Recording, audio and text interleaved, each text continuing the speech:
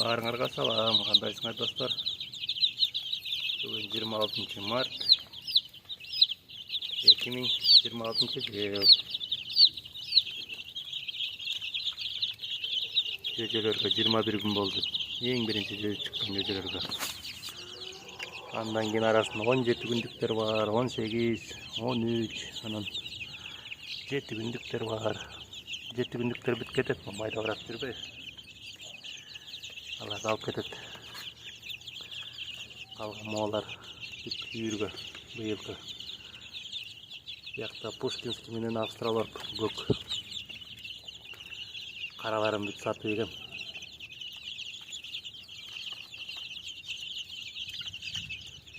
Күндүз ушинтип чыгармай эчке мондай тосма жасап койгом.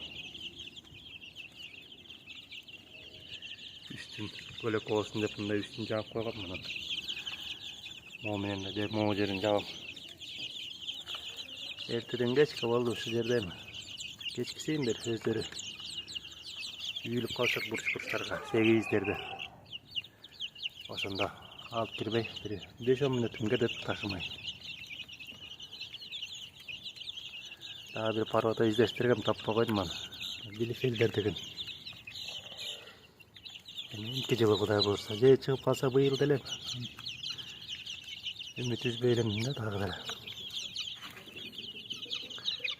Быйыл ошол көк Австралорп маякта 22 жөжө, Пушкинскилер 41, 42. Негизги порода меники Пушкинский да. Буларга көбүрөөк басым жасайм.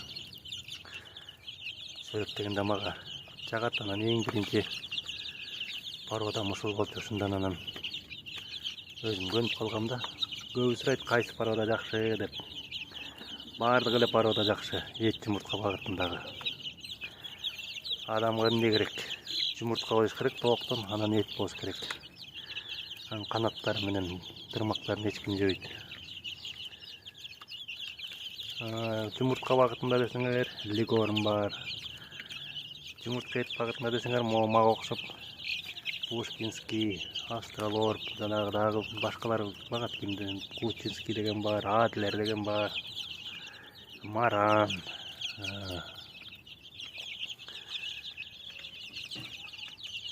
Сусекс, Рот Айланд чыгып толтура эт жумуртка багытында.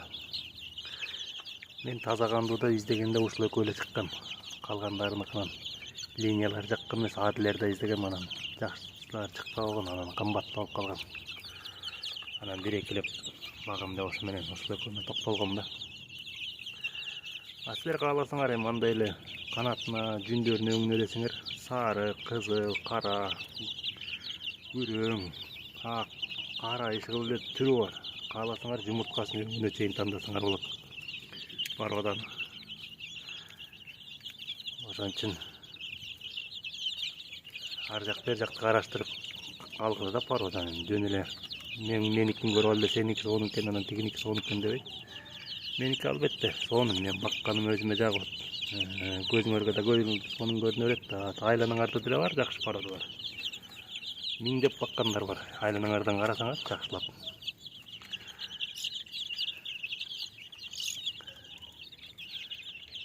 Мына уже экинчи жумадан баштап эшикке чыга дейсиң, 10 күндүктөр да көчөдө жүрөт. Азыр кырылмай, мушташмай, тетиги фильтрди алыш керек экен. Эмнени таап алды? Субастар. Азыр алайын эми аны.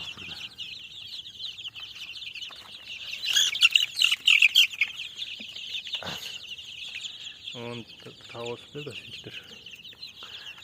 Бычок таштап кетиптир да маяка. Ошол арасында бир экөө бар. Пушкинскийлерден. Аябай чоң жөжөлөр чыккан, чоң жумурткадан.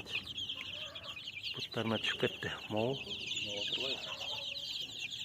Анан ооздоруна жана адамдардын аптекасынан B2 деген комплекс B витаминдерин ичип ооздоруна тамызып атам. 2 мал эрте менен кечинде. Дагы бирөө бар, атейтин отурат. Эң чоң жөжөлөрүм ошол.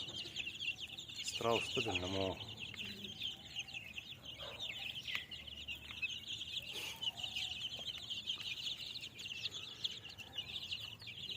Жарым эле короз болот го биякта.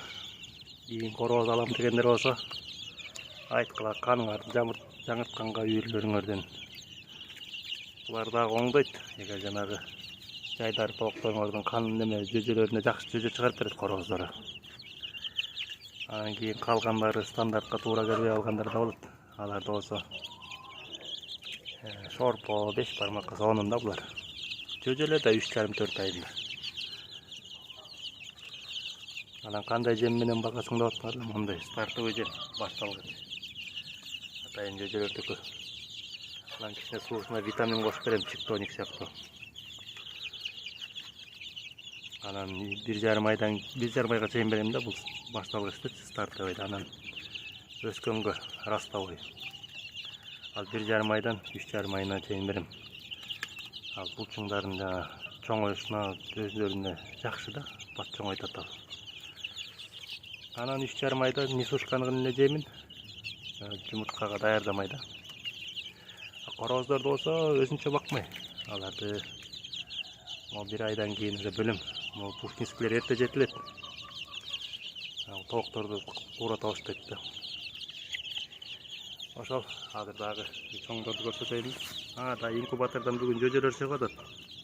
Бирок азыр бир 60-70 эле. Жарым пушкинский, жарым астролот.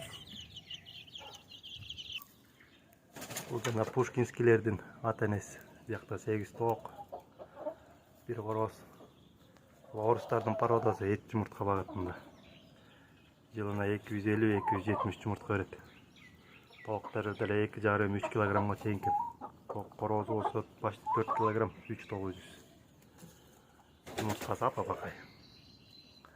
Булар жөнүндө да кийин тартам, өзүнчө тартып болсом ба, анткени көп эле эмне порода деп берет, ошондо ссылка эле кылып жөнөтүп коюп турам да, шилтеме кылып жооп катарычы.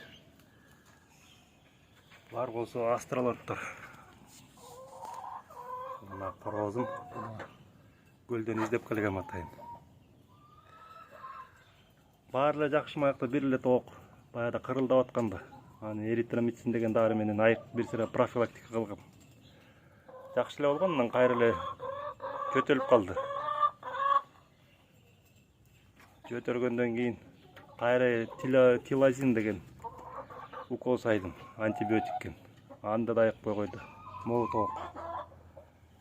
Анан эми 3-чү жолу дарылап атам, дагы бир 3 дары берген, ошону сайып атам. Тамагын ачып көрсөткөм, атайын ветеринарга алып баргам. Эмне болот деп көрчү, чугуштуу эмеспи деп. Анан көрсө тамагына суук тийгизип алыптыр. Баягыда чыгып кеткен бир тоок. Жан жап аткан, ушул окшойт. Пылчылдап суу болуп калган да. Анан азырынча эми бүгүн анда-санда эле жүтүлүп коюп атат, дагы бир 3 күн. Оозуна дары берип атам, 3 дарыны аралаштырып туруп, эртең менен кечинде. Бирок жумуртка берип атат, тамак жеп атат, суу ичип атат, бүт эле сонун. Болгон эле ошол тамагы да кичине воспаление болуп калыптыр. Ошол булардан 50 чыгат экен жөжөлөр. Бирөө отурат. Анан дагы мына тиги жөжөлөр моонун ичинде, астролоттордун бөлмөсүнө жасап койгон, монда 2,5 узундугу, тереңдиги 85. Кечкисин биякта болушат. Кечки 8-дерден 9-дардан эртең мененки 9-10го чейин. Мондай сетка жакшы экен. Таза, гигиенасы жакшы да. Кир эмес, боксок жебейт. Анан дагы айта кетчү нерсе, могу жайында тоок сатасыңбы дегендерге, жайында сатылат могулар. Майда 1 жыл болот. Майдын аягында 29 майда. Ошондон аман эсен болсо ошого чейин сатам. Короз мондай көк. Бул көлдөн келген короз. Булар болсо меники тяжелый линия, оор линиясы астролоттун. Декоративный да линия болот ал, жана куйруктары поосный болгон. Меники тяжелый, могу кичине окшошуп кетет ошо декоративныйларга. Мындан калтырбай, муну жумурткалар бүт майда экен. 55 өзүндө кандайларды мага деген эт, анан жумуртка бериш керек деп тоок дегенчи. Мунда эми эти деле жакшы, 2 килограмм 800, бирок эми мен үчүн аз да, анан жумурткасы майдараак. 60 граммдан өйдө берсе бир жөн жалаңгушундан чогултмакмын. Ошол жөжөлөрүм бүт чоң болуп барбайсыңар, даже бутуна отуруп калып атат. Пушкинскилер. Макул ошол акыркы жаңылыктар. Мындай брудер салынды. Жөжөлөр чоңоюп атат. Булар дагы аман-эсен азгынча тооктор жакшы. Пушкинский түтүтү. Бейгалар кыдыр көңүл бурбойм, жемин салам, суусун куям, болду, жумурткасын чогултум. Молар кичинеледи. Капалантты да бирөө өлүп калды. Башында да жожо кезинде да бирөө өлүп калган. Пушкинскийлер кичине бышыгыраак экен буларга караганда. Ошол булардан аз эле калтырам быйыл жалаң көктөр. Короздай болот да. Ошол, жөжөлөр да бар. Чыгып атат азыр инкубаторду ошону да кошуп коем. Ким жожо алам десе келгиле, пасвойский 150 өрүм. Болду мындайын чыгарбайм. Жүдөп кеттим эле. Аларды аңдып чатмай, кургатмай, бияка кылып эле. Болду мындан кийин чыгарбайм. Жетишет быйылкыга. Жана билифелдерден порода таап калсам эле өзүмө чыгарам, калгандары болду. Мына мо кичине азайып калды жөтөр, катуу жөтөрүп атат. Ошол анда макул. Жөжөлөр эртең менен баштап эле чыга баштаптыр. Келсем 4-5 чыгып калыптыр, бирок суу болчу. Азыр кургай баштады. О кызыл дон койгон жатпайбы? Ушул 71 грамм жумуртка. 58 граммдан ылдый жок биякта. Бүт эле 58 деле анча-мынча, калгандар 60тан үйдө 70ке чейин. Чоң жөжөлөр чыгып атат. Бүгүн кечке чейин бир далай чыгыш керек, эртең даганан. Болду мындан кийин жумуртка жөжө чыгарбайм. Чарчадым. Азыр режимди да көрсөтөйүнбү? Биякта Пушкинский менен Австралорп бар. Көк анан кара Австралорп. Мына бул сары менен коюлган температура менен нымдуулук. Кызыл менен болсо инкубатордун ичиндеги температура менен нымдуулук. 37,2 ал коюлган, сары менен 65 дагы сары менен ал коюлган нымдуулугу. 37,4 ал ичиндеги температура, 67 ал нымдуулугу. Кызыл менен жазылып турбайбы? Ошол анда эмесе. Сак саламатта тургула. Жожо алам десеңер, пасвойский 150 сомдон быйыл болду чыгарбайм. Мен издеген эле порода чыгып калбаса, билифелдер деген болду чыгарбайм. Чарчадым.